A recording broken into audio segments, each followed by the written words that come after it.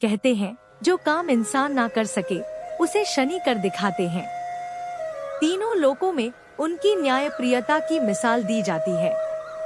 अगर आज आपके जीवन में अंधेरा है तो यकीन मानिए शनिदेव ही वो रोशनी लाते हैं जो अंधेरे को मिटा देती है।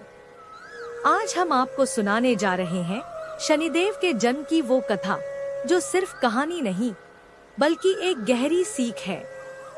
भाग 1, सूर्य और संज्ञा की कथा। यह बात है बहुत पुराने समय की, जब स्वर्ग में सूर्य देव अपनी तेजस्वी आभा से चमकते थे। उनका विवाह हुआ था विश्वकर्मा की पुत्री देवी संज्ञा से, जो सुंदर, शालीन और पतिव्रता थी। लेकिन सूर्य का तेज इतना अधिक था कि संज्ञा उसे सह नहीं पा रही थी। उनका मन बेचैन रहता और धीरे धीरे वे मानसिक और शारीरिक रूप से थकने लगी। सूर्यदेव समझना तो चाहते थे, पर उनका तेज खुद उनके और संज्ञा के बीच दीवार बन चुका था। भाग 2, छाया का जन्म और संज्ञा की तपस्या। आखिरकार संज्ञा ने एक साहसिक निर्णय लिया। वे कुछ समय के लिए तपस्या करने निकल पड़ी, लेकिन घर और बच्चों की जिम्मेदारी कैसे छोड़ी जा सकती थी। इसलिए संज्ञा ने अपने ही शरीर से एक छाया बनाई, एक ऐसी स्त्री जो हूबहू उन्हीं जैसी दिखती थी। उस छाया को उन्होंने आदेश दिया, जब तक मैं लौटूं नहीं, तुम ही मेरी जगह रहो, पति और बच्चों की सेवा करो। छाया ने वचन दिया और संज्ञा चली गई उत्तर दिशा के गहन जंगलों में, जहां उन्होंने एक घोड़ी का रूप धारण कर घोर तपस्या शुरू कर दी। भाग 3, छाया का तप और शनिदेव का गर्भ में आगमन। उधर छाया ने संज्ञा की जगह लेकर परिवार की सेवा शुरू की। सूर्यदेव को संज्ञा के न होने का आभास तक नहीं हुआ। समय बीता और एक दिन छाया को लगा कि वह गर्भवती है। यह बालक कोई साधारण नहीं था, सूर्य के तेज और छाया की शिवभक्ति का अनूठा संयोग। छाया ने तपस्या जारी रखी, अन्न जल त्याग कर भगवान शिव की उपासना करते हुए। सूर्य की तेज किरणें जब रोज उसके शरीर पर पड़ती, तो वही तब गर्भस्थ बालक के शरीर को श्याम कर रहा था। भाग 4, शनिदेव का जन्म और सूर्य का क्रोध। अंततः वह क्षण आया जब एक विशेष बालक जन्मा, गहरे श्याम वर्ण का, गहरी आंखों वाला और तेज से भरपूर। जब सूर्यदेव ने पहली बार उस बालक को देखा तो वे चौंक गए। ये कैसा रंग है? ये मेरा पुत्र कैसे हो सकता है? संदेह के बादल उनके मन में छा गए। क्रोध में आकर उन्होंने छाया पर आरोप लगा दिया कि ये बच्चा उनका नहीं है। छाया ने हाथ जोड़कर विनती की, ये बालक तप और तेज का परिणाम है, आप ही का अंश है। लेकिन सूर्यदेव ने सुनने से मना कर दिया और छाया व बालक दोनों को महल से निकाल दिया। भाग 5, शनि बना न्याय का देवता। वही बालक जिसे सूर्य ने अपनाने से मना कर दिया, वही आगे चलकर बना न्याय के देवता भगवान शनिदेव, जिनकी दृष्टि पापियों के लिए प्रलय बन जाती है और सत्यनिष्ठ लोगों के लिए वरदान। कहते हैं जो काम इंसान ना कर सके उसे शनि कर दिखाते हैं। तीनों लोकों में उनकी न्यायप्रियता की मिसाल दी जाती है।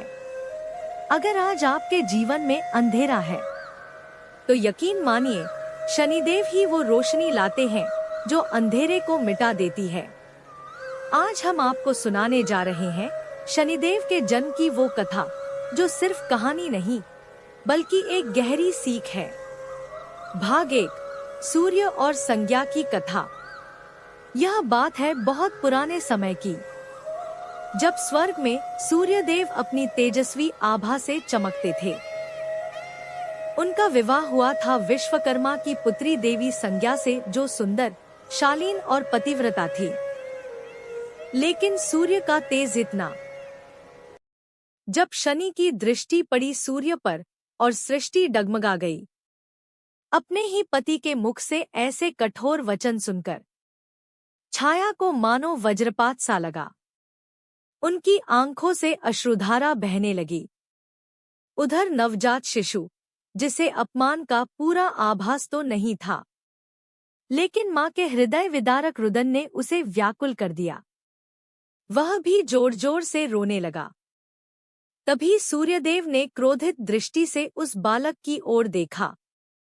उनकी आंखों में अब भी संदेह और घृणा थी, और आश्चर्यजनक रूप से उसी क्षण बालक ने रोना बंद कर दिया और धीरे से अपनी आंखें खोल दी। उन आंखों में कोमलता नहीं, एक भीषण अग्नि, एक दैवी ज्वाला प्रकट हुई। यह बालक साधारण नहीं था, वह जन्म से ही तपस्विनी माता की शक्ति लेकर आया था।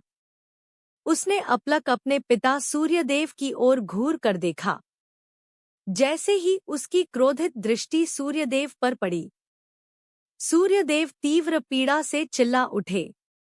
उनका तेजस्वी स्वर्णवर्ण अब कोयले सा काला हो चुका था।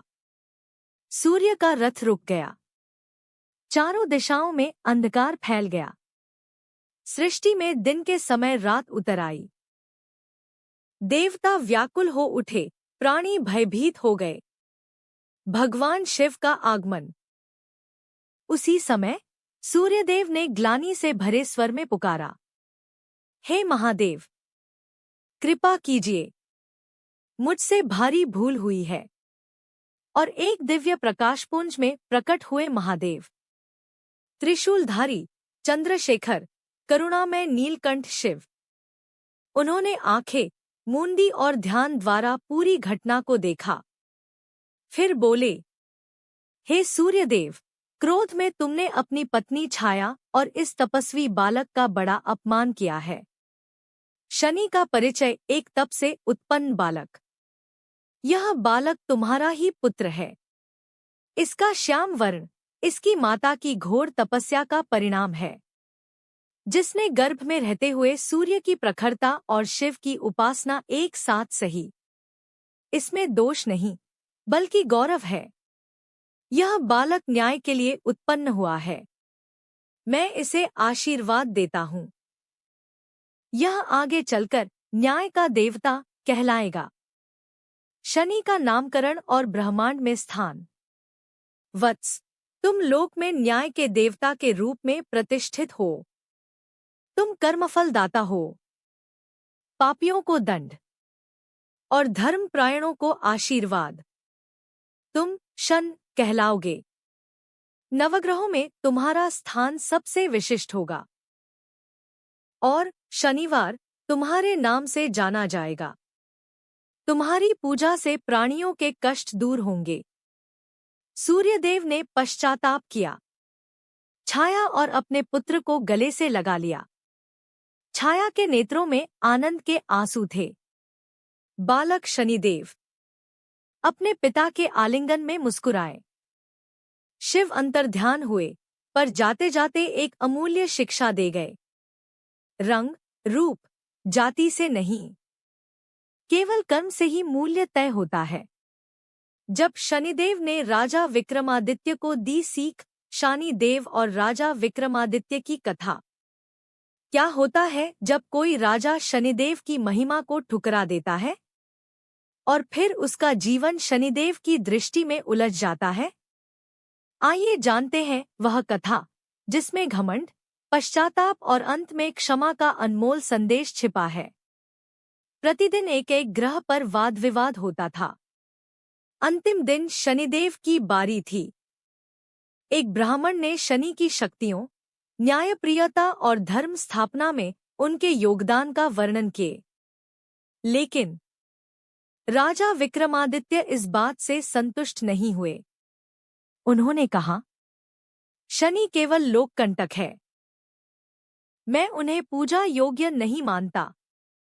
उन्हें अपनी शक्ति और मां के आशीर्वाद पर अति विश्वास था।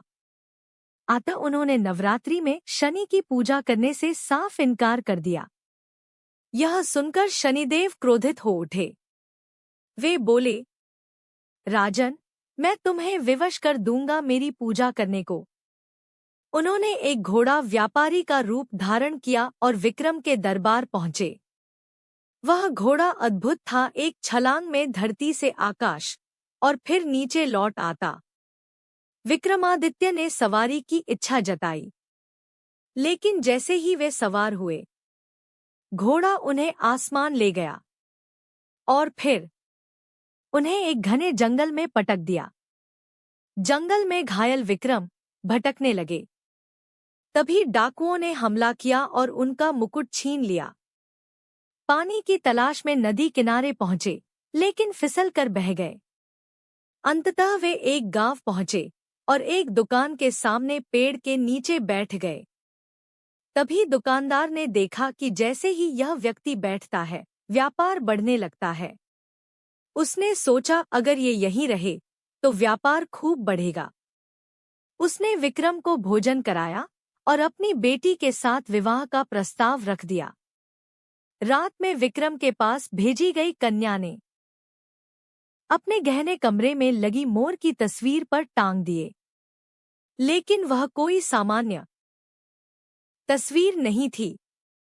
वह शनिदेव का मायाजाल था। सुबह गहने गायब मिले। विक्रम पर चोरी का आरोप लगा और उन्हें राजा के दरबार में घसीटा गया। राजा ने उन्हें दोषी मानकर कठोर दंड दिया। अंततः विक्रम को बोध हुआ कि यह सब शनिदेव के प्रकोप का परिणाम है। उन्होंने हाथ जोड़कर प्रार्थना की, हे शनिदेव, जैसा दुख मैंने सहा वैसा किसी को न मिले। शनिदेव प्रकट हुए। उन्होंने विक्रम को क्षमा किया और कहा, तुमने मेरी शक्ति को पहचाना। यही सत्य का बोध है। पुराणों के अनुसार भगवान शिव ने दधीची ऋषि के यहाँ पिप्लाद रूप में जन्म लिया। पिता की मृत्यु का कारण जानकर पिप्लाद ने जब जाना कि यह शनिदेव की कुदृष्टि से हुआ, तब उन्होंने अपने ब्रह्मदंड से शनि पर प्रहार किया। शनि डरकर तीनों लोकों में भागते रहे, लेकिन ब्रह्मदंड ने पीछा नहीं छोड़ा। ये दोनों कथाएं हमें एक गहरी सीख देती हैं। शनि का प्रभाव अपरिहार्य है। वह राजा हो या साधु, कर्मों का फल सबको मिलता है। शनिदेव न्याय करते हैं, पक्षपात नहीं। और जब कोई अपने अहंकार को छोड़ क्षमा मांगता है, शनि दंड नहीं, आशीर्वाद देते हैं। जब ब्रह्मदंड ने शनिदेव को छू लिया, पिप्लाद के ब्रह्मदंड ने आखिरकार शनिदेव को जा पकड़ा और आकर उनके पैर से टकरा गया। उस प्रहार से शनिदेव लंगड़े हो गए। देवताओं ने पिप्लाद से करुणा की प्रार्थना की। देवताओं के आग्रह पर पिप्लाद मुनि ने शनिदेव को क्षमा कर दिया, परंतु उन्होंने एक वचन लिया, शनि 16 वर्ष से कम आयु के शिवभक्तों को कष्ट नहीं देंगे। यदि उन्होंने ऐसा किया तो वे स्वयं भस्म हो जाएंगे। तभी से माना जाता है कि पिप्लाद मुनि का स्मरण मात्र शनिदेव की पीड़ा को शांत कर देता है। शिव ने शनिदेव को जो वरदान दिया था, वो केवल एक वरदान नहीं था, वह था एक धर्म दर्शन का गूढ़ सूत्र। शिव बोले, तुम केवल कर्म के अनुसार फल दोगे, कोई तुम्हारी दृष्टि से बच नहीं सकेगा। इस एक वाक्य में ही कर्म सिद्धांत, न्याय का आधार और दिव्यता की निष्पक्षता छिपी है। शनिदेव ना राग करते हैं, ना द्वेष। वे केवल न्याय करते हैं। जो जैसा करेगा वैसा भरेगा। नवग्रहों में शनिदेव को सबसे गंभीर और कई बार डरावना ग्रह माना जाता है, लेकिन वास्तव में वे सबसे न्यायप्रिय और करुणामयी हैं। जो मन, वचन और कर्म से शुद्ध है, जो निस्वार्थ सेवा करता है, उसके लिए शनिदेव की दृष्टि वरदान बन जाती है। शनिवार को काले तिल, सरसों तेल, लोहे का दान और हनुमान जी का स्मरण, ये सब शनिदेव को प्रसन्न करते हैं। शनि की 7.5 या भैया को लोग डर की तरह देखते हैं, परंतु यह समय होता है आत्मनिरीक्षण का, सुधार का और जीवन को पुनः गढ़ने का। जब शनि आते हैं तो जीवन हिल जाता है, परंतु यही हिलना अहंकार को तोड़ता है, पाखंड को मिटाता है और व्यक्ति को सच्चे धर्म की ओर ले जाता है। शनिदेव दंड देते हैं पापियों को, पर कृपा करते हैं धर्मनिष्ठ पर। इसलिए मित्रों, शनि से डरे नहीं, अपने कर्मों को सुधारे, क्योंकि शनि न्याय के प्रतीक हैं। जय शनिदेव। अपने कर्मों से ही भाग्य बदलें। अंत तक बने रहने के लिए धन्यवाद दोस्तों। अगली बार फिर मिलेंगे एक नई सीख के साथ। तब तक खुश रहिए, सत्कर्म करते रहिए और याद रखिए, कर्म से बड़ा कोई भाग्य नहीं होता। जय शनिदेव। जय शिव शंभू। शनैश्चराय नमः का उच्चारण